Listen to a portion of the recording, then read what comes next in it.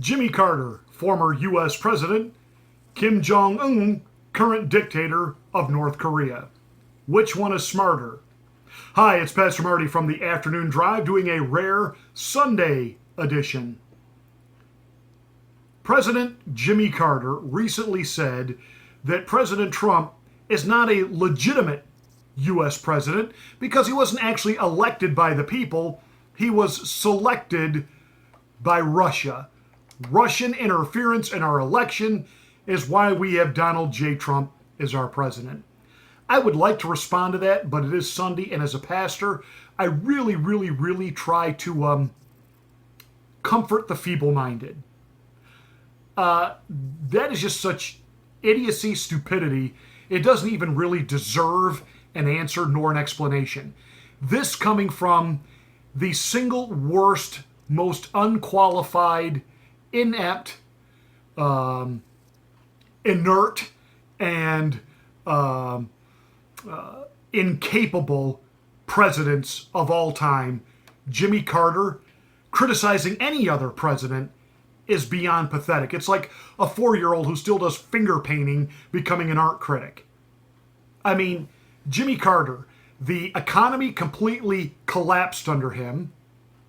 We lost the oil war with foreign entities under Jimmy Carter. We had the misery index for inflation, and it was Jimmy Carter who told us that the American way of life was over, that we needed to get used to things like not having air conditioning, turning your furnaces way down in your homes, wearing sweaters, and go back to growing your own gardens because American prosperity was a thing of the past.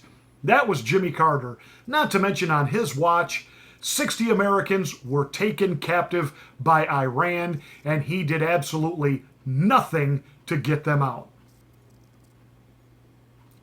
If I pretty much summarize the Jimmy Carter experience, he wasn't just beaten by Ronald Reagan in 1980. He was beaten like an unwanted red-headed stepchild. And on that, I take a sip of my new favorite beverage, Coke Zero Sugar with a little bit of cherry.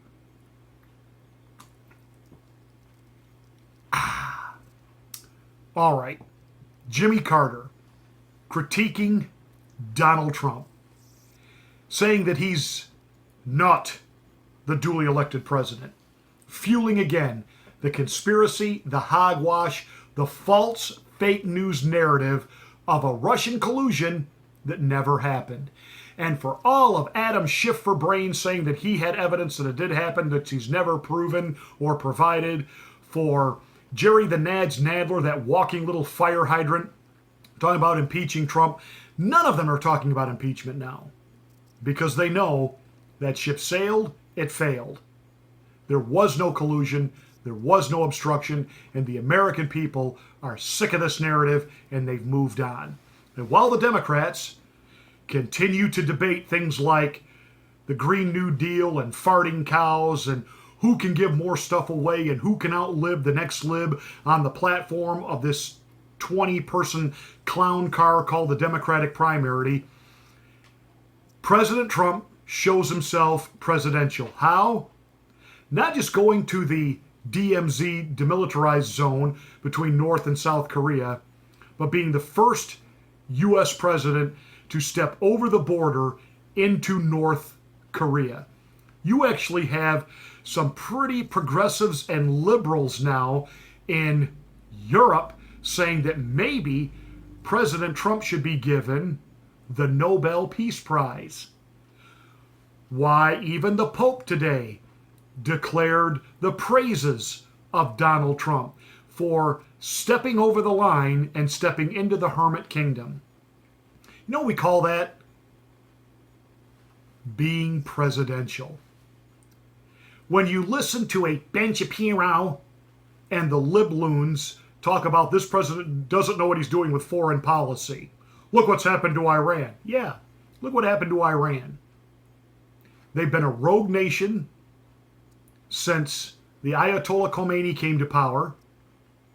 They've been a rogue nation because we set it up that way by overthrowing their duly elected government in the 1950s, putting our own Shah in there, our own dictator in there, that when he was finally overthrown by the Iranian rebels, we become automatically the great Satan, because again, we interfered in somebody else's election and another sovereign nation's ability to govern itself. We thwarted our will over their will. And look how that works out for us. It never works out for us. And they took 60 of our people hostage and kept them until Ronald Reagan put his hand on the Bible and took the oath of office. Then the American citizens were released.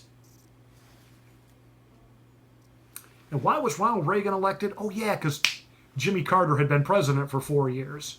And everybody said no more 4. Not for him. And what has President Trump done?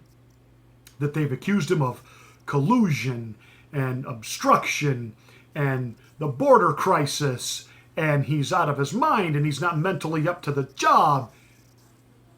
He has brought North Korea to the table without firing a missile, a shot, or a casualty.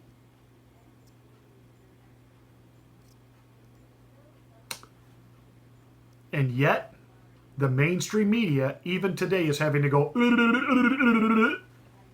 because even they can't explain this as any other way than So, we shall see, since this is being recorded on a Sunday, by Monday morning, what new fake crises the liberal Dem nuts come up with to try to get everybody's attention off of this historic event in North Korea. Remember the last time the president tried to meet with Kim Jong-un? The Democrats were having meetings on Capitol Hill to decide whether or not to bring the president up on charges of obstruction. Remember that?